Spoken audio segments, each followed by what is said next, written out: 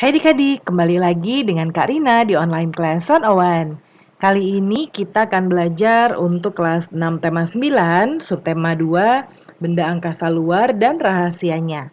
Di pembelajaran 1 kita akan belajar bahasa Indonesia dan IPA di halaman 74 sampai dengan 85.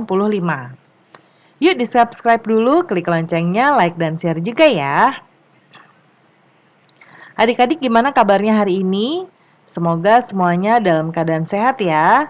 Nah, sekarang kita akan belajar di subtema 2 ya. Ini ada benda angkasa luar dan rahasianya. Nah, kita coba lihat adik-adik kalau malam-malam adik-adik pernah nggak melihat langit yang cerah?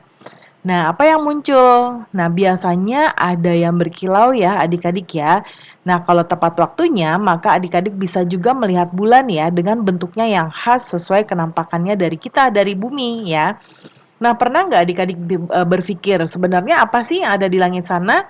Apakah yang kamu bayangkan serupa dengan yang sebenarnya ada di luar angkasa sana? Nah, pertanyaan seperti ini mungkin sudah lama sekali ya muncul di benak manusia, hingga mendorong manusia menemukan cara untuk menjawab pertanyaan itu. Nah, sekarang kita coba amati gambar ini ya. Pernah nggak adik-adik melihat pemandangan yang seperti di gambar ini ya? Nah, kira-kira apa yang akan kamu katakan tentang cahaya yang paling terang pada gambar itu? Di manakah kamu akan menemukan pemandangan seperti itu? Nah, ini ada di langit malam ya adik-adik ya. Biasanya ada bintang yang bersinar atau berkilauan seperti ini. Nah, yuk kita jawab pertanyaannya. Yang pertama, tuliskan sebanyak mungkin apa yang kamu ketahui tentang gambar tersebut. Nah, tadi gambarnya adalah gambar bintang di langit. Kemudian, bintang memancarkan cahaya di malam hari. Matahari merupakan sebuah bintang dan bintang tampak kecil karena jaraknya sangat jauh dari bumi. Lalu yang nomor 2, tuliskan hal-hal yang ingin kamu ketahui tentang gambar tersebut dalam bentuk pertanyaan. Yang pertama, Karina buat contoh pertanyaannya. Mengapa bintang memancarkan cahaya? Kemudian berapa jumlah bintang di langit? Apa nama bintang yang paling dekat dengan bumi? Apa nama bintang paling terang yang terlihat di langit? Mengapa kita terkadang bisa melihat bintang, terkadang tidak? Ya. Nah, sekarang berikutnya nah ini ada gambar, ada bacaan ya tentang fakta tentang bintang. Nah, jadi adik-adik bintang ini merupakan benda langit yang memancarkan cahayanya sendiri. Nah, cahaya-cahaya tersebut tersusun atas gas-gas, antara lain hidrogen dan helium. Nah, bintang juga memiliki warna yang bermacam-macam ya. Ada yang warnanya merah, jingga, kuning putih, lalu hingga juga ada yang warna biru. Perbedaan warna ini juga disebabkan karena suhu permukaan bintang tersebut ya. Nah, kemudian ternyata matahari juga termasuk bintang adik-adik. Ya, dia merupakan bintang yang paling dekat letaknya dengan bumi. Hal ini menyebabkan cahaya matahari tampak lebih terang. Nah, ukuran matahari tampak lebih besar kalau dilihat dari bumi dibandingkan dari bintang-bintang lainnya di dalam tata surya. Nah, volumenya besar sekali ya, sekitar 1 juta kali dari volume bumi. Ya, mungkin kalau contoh bumi itu setitik, nah dia tuh besarnya 1 juta kalinya dari bumi ya, 1 juta kalinya ya. Nah, jadi kecil sekali. Kemudian berikutnya kita coba lihat ini ada informasi jarak-jarak ya, jarak-jarak dari matahari dari planet-planet yang ada. Sekarang kita akan menjawab pertanyaan-pertanyaan berikutnya. Yang pertama, apakah yang disebut dengan bintang? Bintang merupakan benda langit yang memancarkan cahayanya sendiri.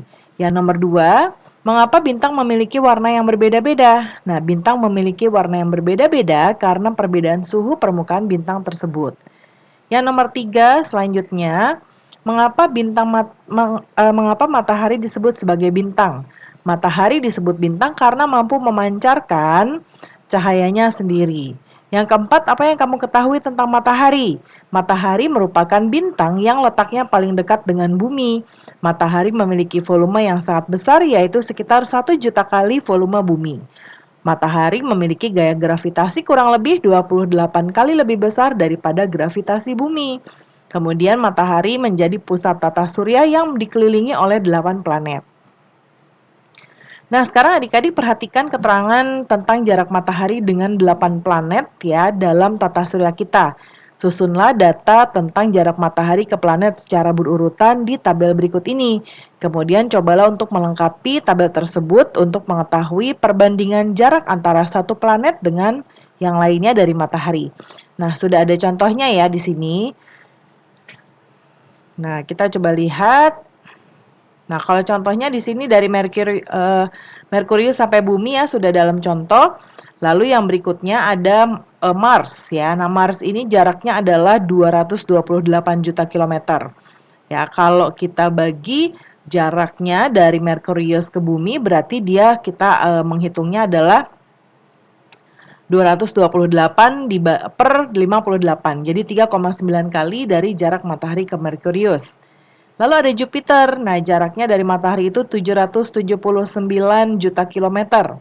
Ya, kalau dibandingkan dengan jarak matahari ke Merkurius, menghitungnya 779 dibagi 58. Hasilnya adalah 15,4 kali.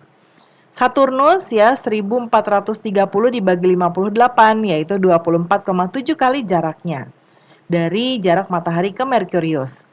Kalau Uranus jaraknya adalah 2.880 juta kilometer. Ya, kalau dibagi 58 jadinya 49,7 kali dari jarak matahari ke Merkurius. Yang terakhir adalah Neptunus. Dia jaraknya adalah 4.500 juta kilometer. Kalau dibagi 58, jaraknya berarti 77,6 kali jarak antara matahari ke Merkurius. Kemudian apa yang bisa kamu simpulkan? Yaitu matahari merupakan sebuah bintang. Matahari memiliki gaya gravitasi sangat besar yang menyebabkan gaya tarik-menarik antara matahari dengan planet-planet. Nah, gaya gravitasi matahari menyebabkan matahari menjadi pusat tata surya yang dikelilingi oleh 8 planet yang disebutkan tadi ya.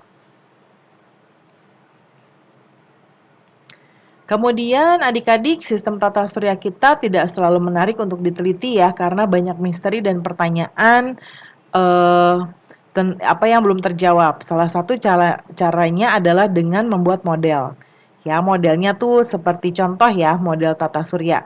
Nah, ini contohnya kita diminta untuk memilih paling tidak 2 model, 2 dimensi atau 3 dimensi yang kita buat, lalu tentukan alat dan bahan yang menurut adik-adik diperlukan.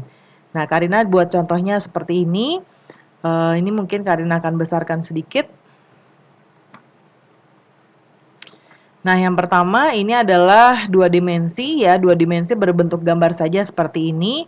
Bisa menggunakan kertas karton, kertas warna-warni untuk dibuat planet-planetnya ya. Digunting, kemudian spidol warna, krayon penggaris, dan lem. Kalau yang membuat model 3 dimensi, mungkin kita bisa menggunakan kayu, tabung pipa, bola disesuaikan banyaknya dengan planet-planetnya ya. Lalu ada pilok, pilok ini maksudnya untuk mewarnai atau kalau bolanya sudah berwarna berarti nggak usah pakai ini. Kawat untuk ininya ya, untuk orbitnya. Dan juga mur. Ya. Nah itu contohnya.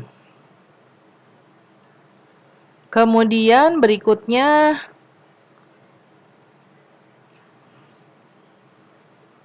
nah, sekarang ada bacaan ya, judulnya Langit di Wairebo. Ya, ini silakan adik-adik bacakan. Ini tentang Gita ya, adik-adik ya. Nah, sekarang kita akan melihat ini adalah percakapan antara Gita dan ayahnya ya. Nah, boleh adik-adik baca dulu. Sekarang kita coba lihat tugas kita ya. Nah, ini dia. Bagaimana menurutmu cerita fiksi di atas? Apakah kamu bisa mengenali jalan ceritanya? Nah, adik-adik, jalan cerita atau isi cerita atau alur cerita disebut dengan plot. Plot ini merupakan salah satu bagian tulisan fiksi yang sangat penting.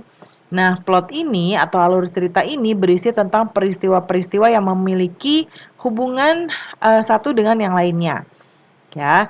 Nah, biasanya alur cerita dalam cerita fiksi dibagi 3, awal, tengah, dan akhir. Ya. Nah, sekarang kita diminta untuk membuat melengkapi diagram berikut ini berdasarkan cerita tentang Gita tadi ya, yaitu judulnya Langit Wairebo.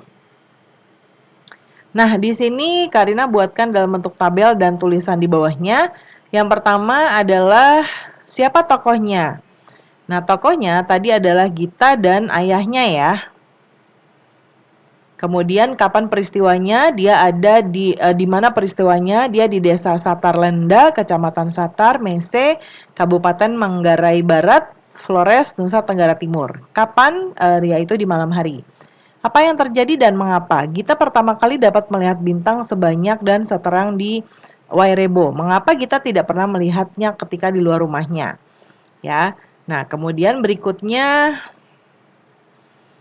bagaimana penyelesaiannya? Ya, ayah Gita menjelaskan bahwa mereka dapat melihat bintang sebanyak dan seterang ini karena berada di ketinggian yang cukup tinggi dan di sekelilingnya terlalu banyak cahaya.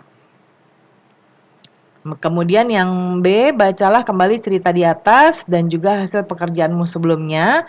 Bayangkan kamu ada di cerita tersebut ya dan ingin menjelaskan kepada teman menggunakan gambar.